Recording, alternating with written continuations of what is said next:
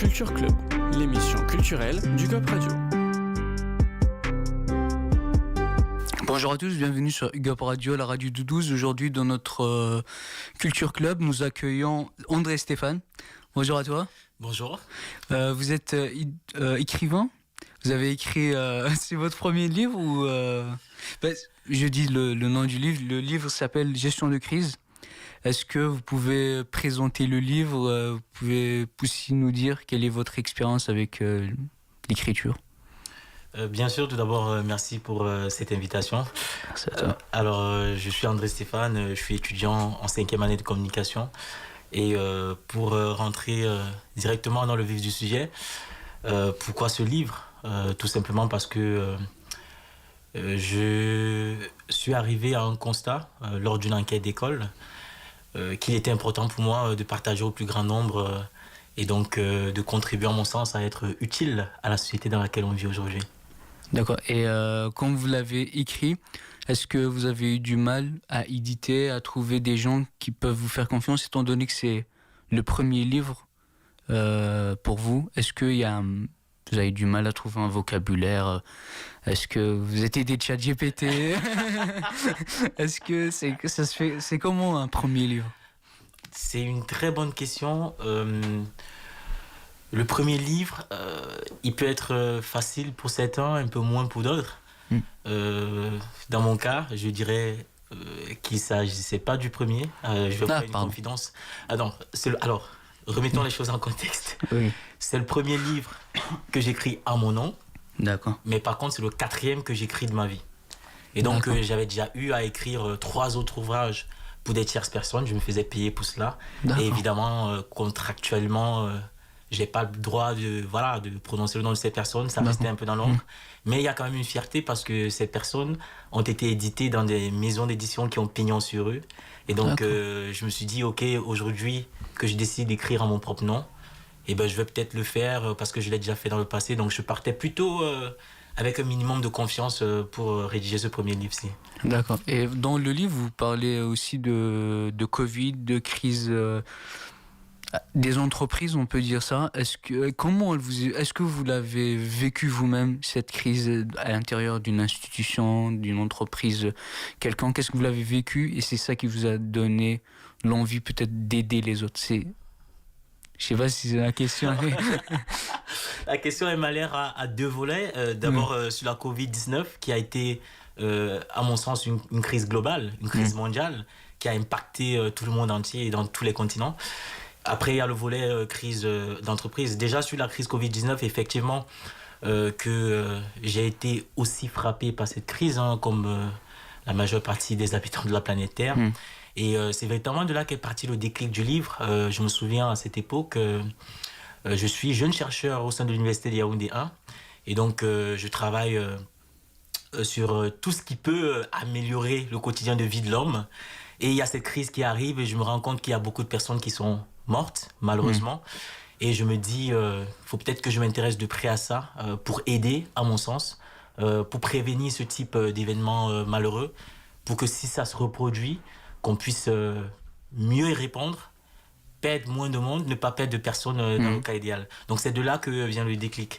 Et puis sur le côté crise d'entreprise, évidemment que j'ai vécu des crises d'entreprise durant mon modeste parcours parce que je suis tout jeune professionnel.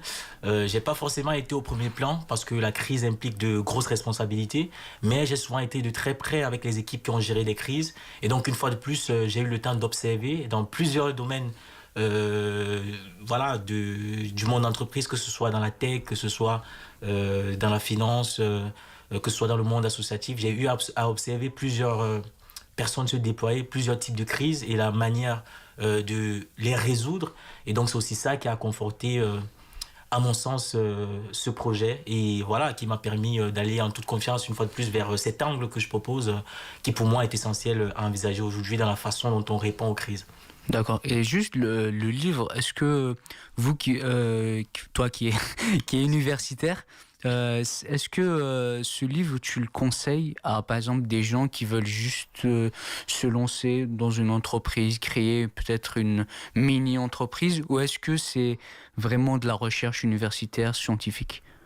les termes utilisés, la manière de lire, est-ce qu'il est accessible selon vous, selon les gens qui... voilà. Oui, le livre est totalement accessible au grand public. D'accord. Il s'adresse principalement aux dirigeants d'entreprise, donc quelle que soit la taille de l'organisation, de la PME au groupe côté.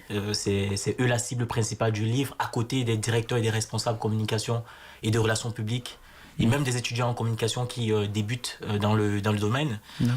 Donc oui, c'est un livre qui peut être lu par tous, qui vulgarise un certain nombre de concepts. Il a 8 chapitres. On a un chapitre sur le management, on a un chapitre sur la communication de crise, on a un chapitre sur les relations presse, on a un chapitre sur l'intelligence collective, un chapitre sur la médiation. Donc oui, c'est un livre qui vulgarise plein de chapitres aujourd'hui, enfin plutôt plein de notions aujourd'hui, et qui s'ancre dans des cas d'études qui vont permettre assez rapidement de comprendre ce dont il est question en contexte. Et chaque chapitre est sanctionné par des clés opérationnelles, c'est-à-dire des actions qui peuvent être mises en place directement par le lecteur au sortir de la lecture du livre. D'accord. Et parmi ces notions, vous parlez, entre autres, c'est pas la notion centrale, mais l'ontologie relationnelle. C'est des mots un peu compliqués pour... Moi, je suis en master Infocom aussi, donc j'ai pas trop entendu parler. C'est des choses qui sont un peu dures à comprendre pour certains. J'en fais partie. Est-ce que vous pouvez expliquer, vulgariser peut-être ce terme?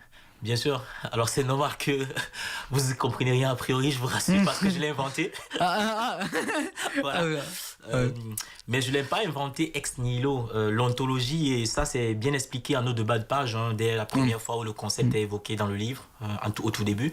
L'ontologie est l'étude de l'être profond des choses.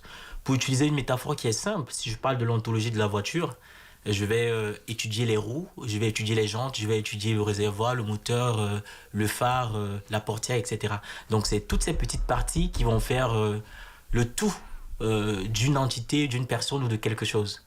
Et donc quand je parle d'ontologie relationnelle, c'est tous ces éléments, tous ces publics et toutes ces façons de faire finalement qui font que l'entreprise est en bonne relation avec l'ensemble de ses parties prenantes. Et là encore, on pourra disséquer, aller plus en profondeur si vous voulez, dans la suite de l'entretien évidemment. D'accord. Et aussi le manager relationnel. Oui, c'est ça. Vous parlez aussi de relations internes de l'entreprise. Toutes ces choses-là qui en cas de gestion de crise sont importantes selon vous. Est-ce que justement en cas de crise, comment les structures d'une entreprise travaillent entre eux selon l'étude que vous avez fait?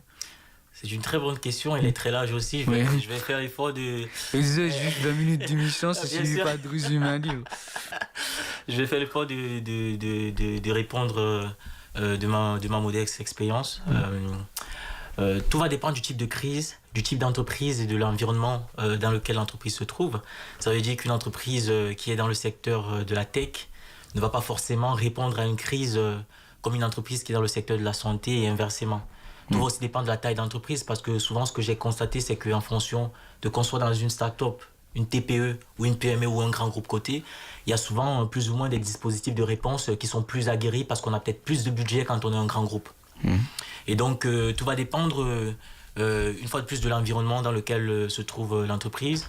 Mais ce que je recommande justement dans le livre, c'est au-delà de l'environnement, au-delà des risques aujourd'hui qui sont probants et qui sont véritablement quotidiens dans l'évolution des entreprises, c'est justement de faire focus sur l'humain. Parce que je parle d'un constat simple, c'est que l'homme est la constance immuable à la crise.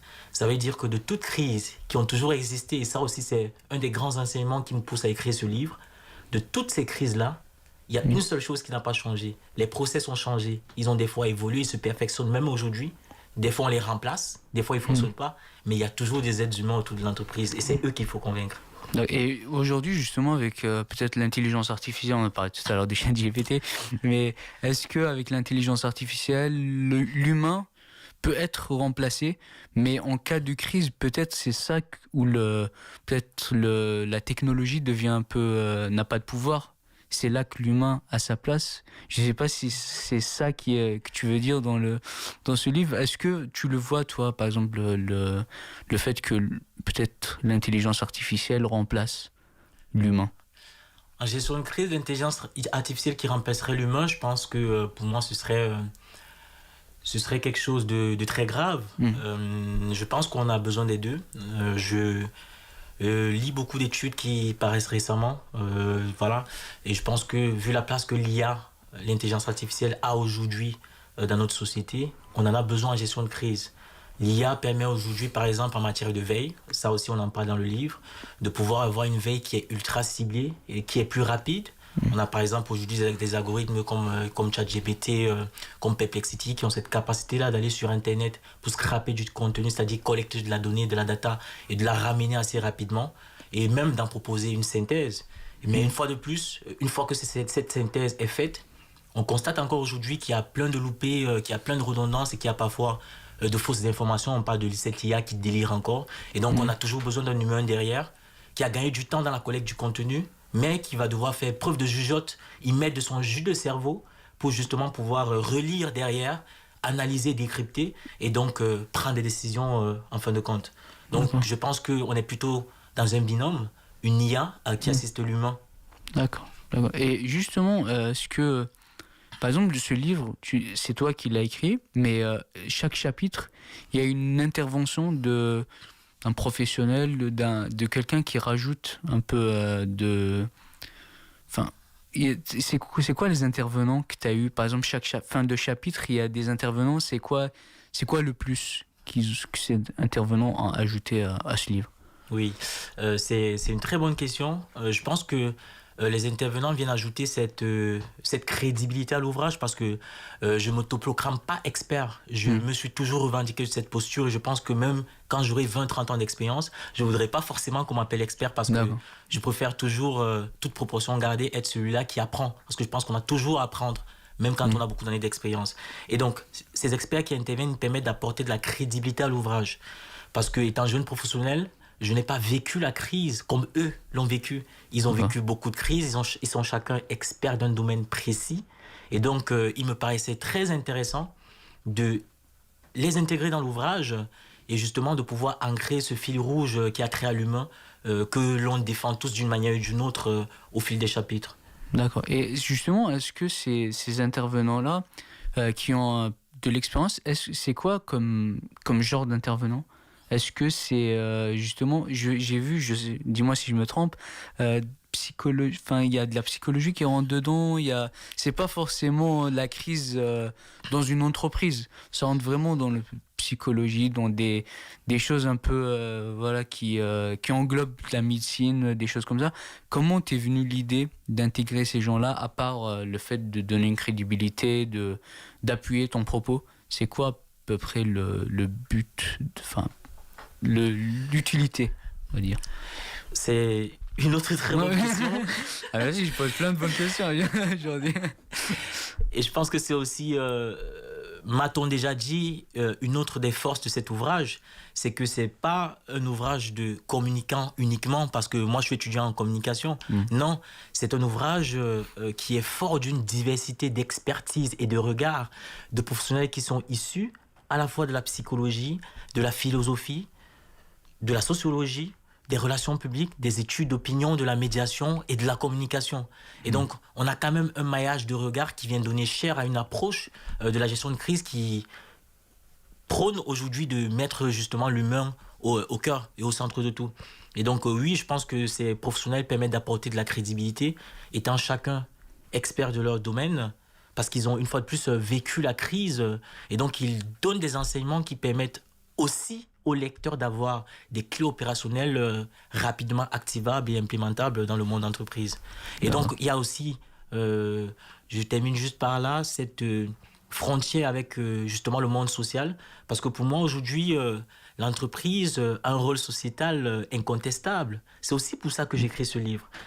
L'entreprise, aujourd'hui, a le devoir de contribuer à la société. Les hommes et les femmes, par exemple, qui passent aujourd'hui le plus important de le temps au sein des entreprises sont des habitants de la société. Et souvent, c'est les mouvements sociaux, c'est ce qui se passe dans la société qui a un impact au sein de l'entreprise. Si la société vibre au gré de la crise économique, les entreprises en pâtissent. Si à l'extérieur, on a une crise politique, évidemment que les entreprises en pâtissent. Et donc, pour moi, l'entreprise n'est pas détachée de l'humain et donc de ce rapport qu'elle entretient avec le monde ambiant qui nous entoure. Et donc, c'est aussi ça, cette dimension sciences humaines que vous évoquez. C'est qu'on ne va pas rester uniquement dans cet ouvrage dans le domaine de la communication ou dans le domaine de la veille, mais on va essayer d'aller chercher toutes les forces qui existent dans les savoirs et les sciences humaines pour justement venir proposer un cocktail explosif, toute proportion gardée au lecteur. Donc c'est pluridisciplinaire, c'est ça? Oui, exactement. Ok. Et justement, on va montrer le livre à la caméra. La manière dont tu l'as modélisé, on va dire, le graphisme, etc. Tu as dit tout à l'heure que c'est pas ton premier, tu as assisté d'autres personnes à l'écriture, mais c'est pour la première fois que tu édites vraiment. Est-ce que tu as eu des conseils, des gens qui t'ont guidé, par exemple, dans la manière dont mettre au milieu, gestion de crise en gros? Est-ce que c'est des choses qui, l'interface, la préface, etc., il y a une étude derrière, il y a une psychologie justement derrière pour insister à acheter? Oui, parce que c'est aussi des gestes qui sont commerciaux, il faut pas le nier. Voilà, j'ai effectivement beaucoup de gens qui m'entourent. Mon éditeur Édition Réseau qui édite le livre, on a parlé de la préface et même de l'avant-propos. Je me permets donc de citer mon préfacier Frédéric Fougera ou le professeur Yvette Marie Edmé Abouga qui me signe l'avant-propos. Et donc oui, j'ai effectivement un certain nombre de personnes, de professionnels qui m'entourent, qui m'ont d'ailleurs fait confiance dans ce projet, qui interviennent dans ce livre, qui m'ont donc donné conseil au fil de ce processus éditorial. Donc oui, je me suis effectivement fait accompagner, même si j'avais déjà un tout petit peu d'expérience en processus éditorial, j'ai eu besoin de demander l'avis aussi des gens avec qui je chemine, qui me soutiennent pour savoir ce qu'ils en pensaient. Et le rouge parce que c'est une de mes couleurs préférées, et peut-être parce que ça fait efficace en rayon, ça attire. D'accord. Moi, je me suis dit, en rouge, c'est peut-être gestion de crise, capital, etc. etc. Donc, pour finir l'interview, l'avant-dernière question, est-ce que, par exemple, ce livre on peut le trouver, par exemple, dans des bibliothèques universitaires, dans les bibliothèques municipales ou juste sur Internet, où est-ce qu'on peut l'acheter? Alors le livre, il est disponible déjà sur Internet dans toutes les bonnes librairies, la Fnac, Amazon, Décide, Cultura, Édition Erol. Et il est aussi disponible en physique dans ces mêmes points de vente. Donc on peut le commander assez aisément. Si on est en Afrique, il sera disponible dès le mois prochain en Afrique via des points agréés, des distributeurs partenaires de mon éditeur. Et en ce qui concerne les établissements, on ne sait pas trop ce qui va se passer dans les semaines, dans les mois à venir, mais oui, je pense que peut-être que si le livre a une valeur reconnue par le lecteur et donc par ceux-là qui dirigent ces institutions, on pourrait potentiellement avoir la chance qu'il soit plus ou moins maintenant ou plus tard mis entre les mains des étudiants et donc qu'il figure dans cette bibliothèque universitaire. Ce serait, en tout cas à mon sens, un grand sentiment de fierté de voir que ce livre qui est avant tout collectif, arrive à profiter une fois de plus au plus grand nombre et surtout aux jeunes professionnels parce que j'en suis un encore aujourd'hui moi aussi. On l'espère tous pour toi.